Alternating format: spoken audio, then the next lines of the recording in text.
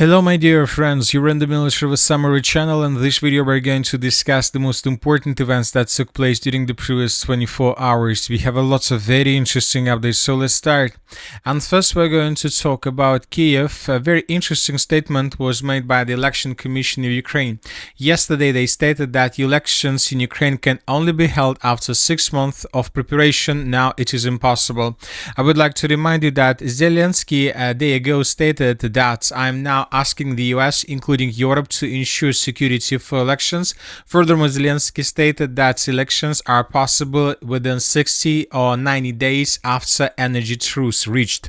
So, as you can see, we have different positions between Zelensky and the Election Commission, which most likely means that first Zelensky said, but later he decided to change his position through the official Ukrainian authorities, which means that there are going to be no elections in Ukraine in 2026, or at least the Western countries, the European countries first of all, and Zelensky will try to use this situation with the purpose to postpone the moment when Ukraine would be forced to accept the Russia's demands. The next few days will be very serious. Today we are also seeing a strengthening of our combat aviation. Details are not yet disclosed. That was also stated by Zelensky, so we see that from the other side, Zelensky continue reinforcing his army with the purpose to continue the war with the Russian Federation. At the same time, we received a very interesting article from the Telegraph. The US is proposing a Korean model for ending the war for Ukraine, a demilitarized zone along the entire line. On a map, this would look like a line dividing Ukrainian and Russian territories. The main elements could be as follows. First, the demilitarized zone, an area free of military forces on either side, with international observers to monitor compliance with the ceasefire. Checkpoints, locations for inspections and monitoring to prevent escalation of the conflict. Humanitarian corridors, roads for delivering humanitarian aid and evacuating civilians. International presence, the involvement of the United Nations peacekeeping forces or other organizations to ensure stability in the region.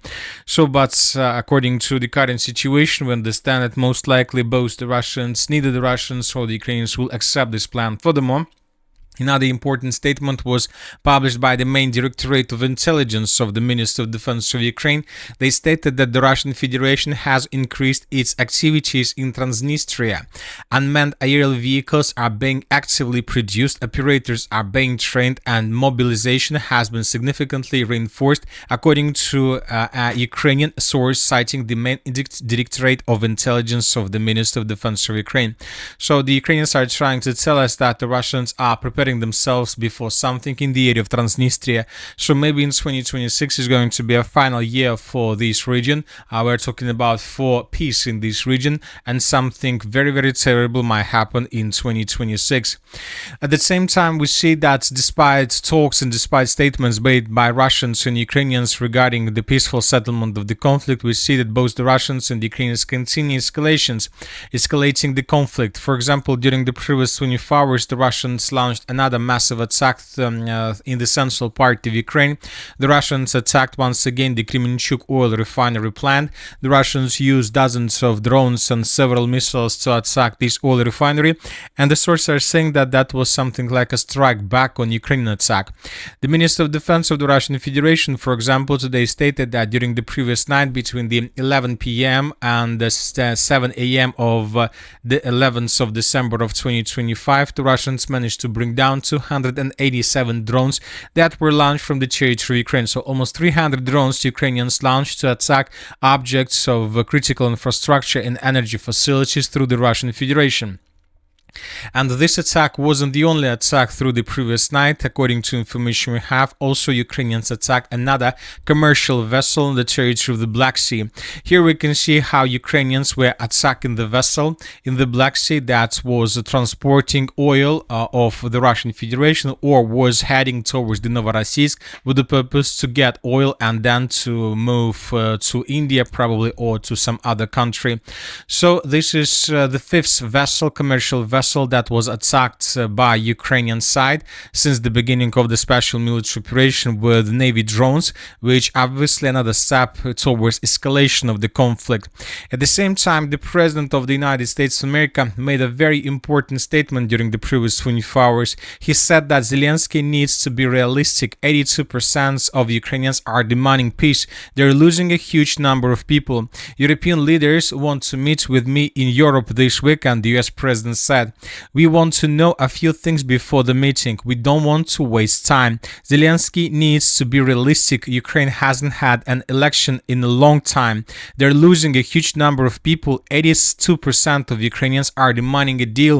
They want a deal. I understand that. They're losing thousands and thousands of people every week. They want this to end, Trump said. So this is the statement of the President of the United States of America. We see that the President of the United States changed his opinion regarding Zelensky. Now all these statements means just one thing. That starting of December of 2025, the United States of America and the President of the United States of America are not considering Zelensky as a legal president of Ukraine, at least partially. So all these statements are telling him that you need to make elections, otherwise sooner or later we will not recognize you as a legal president. You will be nothing in Ukraine. Now let's discuss the situation on the ground. During the previous 24 hours, we received lots of very important updates. And first, let's talk about the Zaporozhye direction, where the Russians continue their assault operation on the city of Gulay-Polye. During the previous 48 hours, we had lots of changes. This is the situation by the end of the 9th of September of 2025. This is the 10th of September. The Russians just entered the northeastern part of the settlement along the Bachanskaya Street, according to geolocations.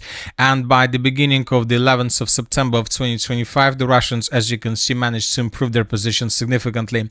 So the Russians, and this is a very important thing that I would like to point to attention, the Russians not just improved their positions in the eastern and the northeastern part of the settlement of Gulay-Polye, the Russians managed to cross the river of Gaichul. So in this video that was published by pro-Ukrainian sources, we can see how Ukrainians were attacking positions of the armed forces of the Russian Federation along the Velika Street, so in this area. One of the FPV drone attacks took place exactly in this area. This building was attacked, and based on this video we came to the conclusion that the Russians, as a result of offensive operation, managed to cross the river of Gaichul to enter the eastern part of the settlement of Gulay-Polye, and now the Russians are fighting on the Ukrainian side of the river, which means that Russians entered the most difficult part of the battle for Gulay-Polye, the part when they need to dig in deeper. And most likely they will do this, and if they are able to consolidate their troops on the Ukrainian side of the river, this is going to be the beginning of the end for the contingent of the armed forces of Ukraine and Ukraine control over the settlement of Gulay-Polye itself.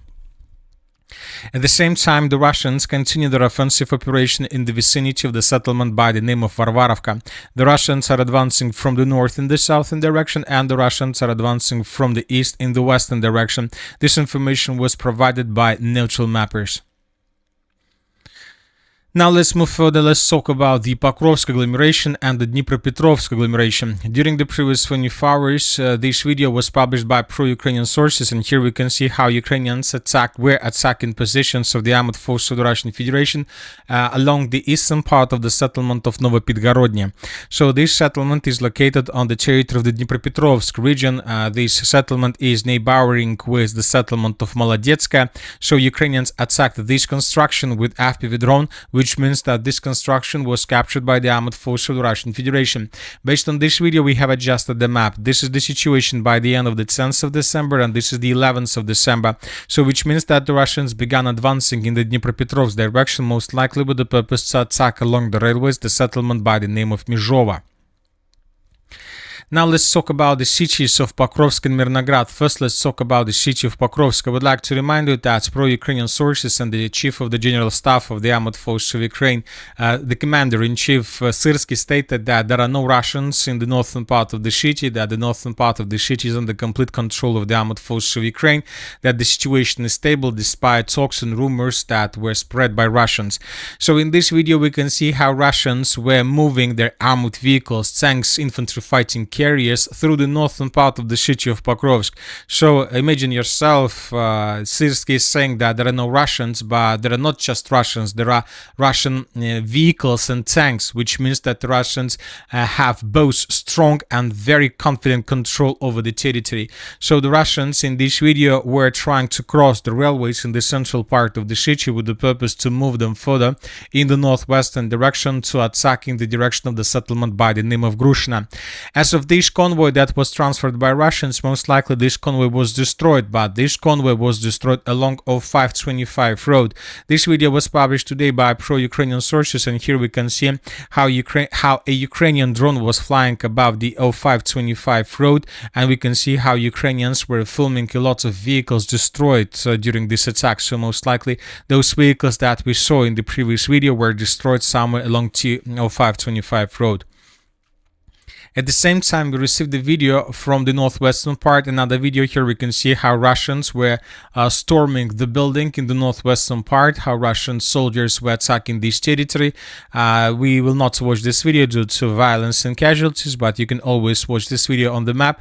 And according to information we have, the Russians were attacking this territory. Based on this video, we haven't adjusted anything. We just confirm using these 3 updates. We just try to confirm that Russians have a strong control over the northwestern part and that Ukrainians have nothing there, have no control in this area. They can't counterattack, probably it's an answer, but sooner or later the Ukrainians are being forced to fall back. The city of Mirnograd, during the previous 24 hours, the map has been adjusted significantly, even during the previous 48 hours. So it's better to start with the city of Mirnograd from the 9th of December.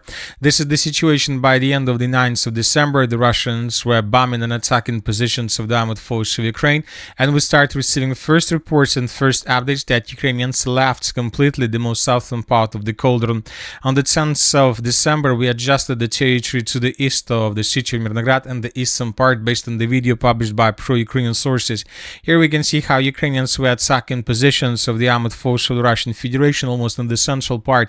So this building was under attack of the armed forces of Ukraine, and based on this video we adjusted everything basically to the east and to the southeast. Furthermore, yesterday several mappers, several pro-Russian sources reported that Russians managed to improve their positions from the south. They captured lots of territories. Furthermore, the Russians improved their positions in the northeastern direction of the settlement, and the Russians improved their positions from the south. And as for the 11th of December, the map has been adjusted significantly. As you can see, most of these territories were completely colored in Russian favor, and most of the territories were colored based on the video that was published by pro-Ukrainian sources. Here we can see how a Ukrainian FPV drone was attacking a soldier of the armed forces of the Russian Federation that was moving in the southern part of the northern part of the city. So another important thing that I would like to point to attention, that there is a snow, which means that the video is very fresh, that it was made probably several hours ago, because the snow just started in this region. So this Ukrainian attack took place exactly at this point. Based on this video we came to a conclusion, and of course based on the reports published by different sources, by neutral mappers, by pro-Ukrainian sources, we have adjusted the map significantly by coloring everything to the south of this point. Now Ukrainians control a very small part of the city of Mirnograd, and telling the truth, we believe that during the next 3 days the Russians will announce complete control over the territory. Now let's move further and let's discuss the situation in the area of the city of Siversk, where the Russians launched their major offensive operation, this time most likely towards the city by the name of Slaviansk. So we believe that today or maybe tomorrow the Minister of Defense of the Russian Federation will announce that the settlement of Siversk was captured by the armed forces of the Russian Federation. This video was published today by pro-Russian sources. Here we can see 2 Russian soldiers and 2 civilians that were saying that the city of Siversk was captured by the armed forces of the Russian Federation. So this is how the map changed during the previous several days. This is the situation by the end of the 6th of December, and this is the moment when everything started. So this is the end of the 7th, this is the 8th, this is the 9th, this is the 10th of December, and this is the 11th of December.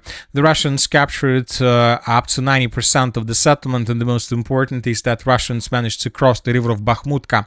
Several pro-Russian sources stated that Russians control up to 95% 50% and even more. So Ukrainians control probably just 2 streets of the most western part of the settlement, and most likely these 2 streets would be abandoned in coming days or in coming hours. So maybe today the Minister of Defense will confirm this. Furthermore, the Russians began offensive operation in the direction of the settlement of Alexandrovka from the southeast. This information today was provided by neutral mappers and by pro-Russian sources. So this is the situation in this area. The Russians are advancing, trying to get as close as possible to the cities of Kramatorsk and Slaviansk. Furthermore, as you can see, we have huge changes on the Liman direction. During the previous 24 hours, a video was published from the most northern part of the settlement of Dibrova. In this video, we can see how Russian infantrymen were moving through the forest in the direction of the settlement by the name of Dibrova, and how Ukrainians were making a video how Ukrainians were attacking positions. So Ukrainian attack took place exactly at this building, which means that the building was captured by the moment of attack by Russians. So based on this video, we have adjusted the map and we have colored huge territories in the complete control of Russians.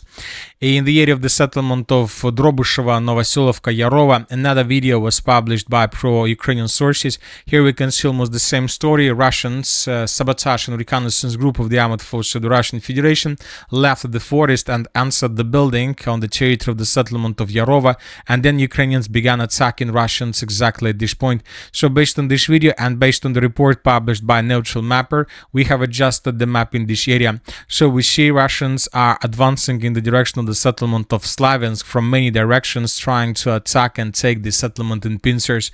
The situation for the armed forces of Ukraine is a critical one, and most likely during the next days we're going to get lots of changes in this area.